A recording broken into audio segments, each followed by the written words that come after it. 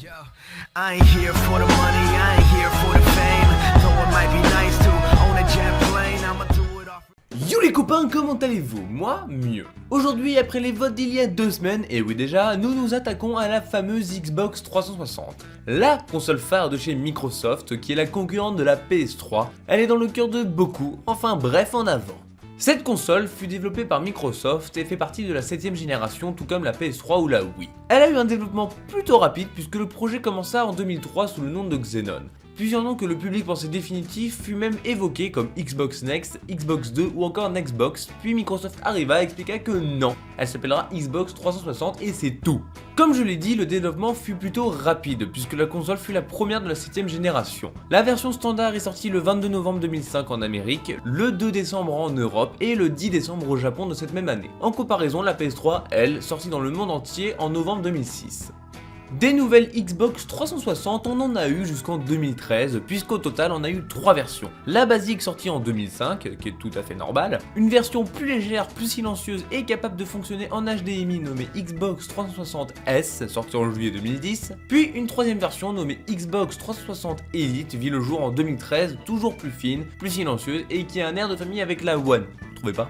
Les derniers chiffres de vente connus datent de février 2015 et s'élèvent à environ 85 millions d'unités, avec 44,5 millions de consoles vendues aux États-Unis, 25,6 millions en Europe et puis seulement, entre guillemets, 14,9 millions au Japon. De très jolis scores qui la hissent à la seconde place des consoles de 7ème génération, derrière la Wii et devant la PS3. Eh oui. Parlons de sa grande sœur, la Xbox. Celle-ci est sortie en 2002 au prix fort et ne se vend pas super bien avec seulement 24 millions de consoles écoulées aujourd'hui. Contrairement à sa concurrente, la PS2, du haut de ses 160 millions de consoles vendues de nos jours.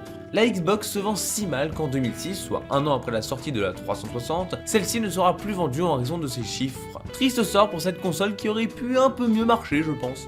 La Kinect. De base, c'est un bon projet qui aurait pu marcher, mais... C'est pendant l'E3 2009 que Microsoft aborde le sujet pour la première fois avec un projet qui devait révolutionner le jeu vidéo, Project Natal, objet permettant de ne plus utiliser de manette. Et lors de l'E3 2010, Microsoft dévoile la Kinect. Cette petite caméra devait concurrencer le système de la Wii, mais ce projet a réussi à conquérir un public occasionnel, jusqu'au total abandon du projet par la firme. Dommage, un peu mieux exploité, ça aurait pu être cool avec les casques de réalité virtuelle, mais trop tard. Lors de sa sortie, la 360 fut victime de beaucoup de problèmes, à tel point que le retour sous garantie était de 30 à 50% alors qu'en moyenne nous ne sommes qu'entre 3 et 5%. Après avoir tenté de minimiser le problème, Peter Moore, vice-président de la division business de Microsoft, publia une lettre ouverte en juillet 2007. Celle-ci annonça une prolongation de garantie de 3 ans pour la console en cas de panne générale sur toutes les 360. Cette lettre et la solution proposée coûta près d'1 milliard de dollars à Microsoft. Après tout, il faut bien payer les pots cassés, ils ont voulu sortir la première console de la 7ème génération et l'ont payé le prix fort.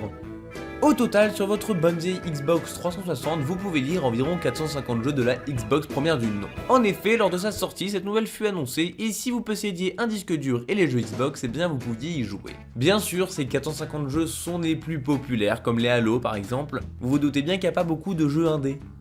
Parlons des jeux les plus vendus sur cette console et on va en aborder 2 puisque l'un se vend avec la console et l'autre non. Kinect Adventure, c'est un jeu vendu avec la console ou la Kinect, et oui c'était pas évident, il s'est écoulé 21,8 millions de fois, on peut parler de pistonnage je pense. Mais celui qui a le plus de mérite et que l'on voit partout c'est bien sûr GTA V.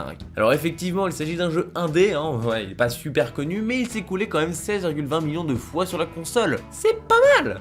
Et enfin pour finir, la triste nouvelle annoncée le 20 avril 2016. Après 11 ans de bons et loyaux services, Microsoft annonça la fin de la production de la console afin de se consacrer pleinement à sa petite sœur la Xbox One et à Windows 10. Fort heureusement, les serveurs, eux, restent en activation et heureusement, sinon coup de boule. Ouais. Nous voilà déjà à la fin, j'espère que cette vidéo vous aura plu. La semaine prochaine, je vous laisse le choix entre le très célèbre jeu League of Legends et une franchise aussi vieille que bien, StarCraft, à vous de voir. Si vous avez kiffé, eh bien likez, commentez, partagez et surtout abonnez-vous, c'est important. Venez sur Facebook et Twitter afin de bavarder et allez, bye!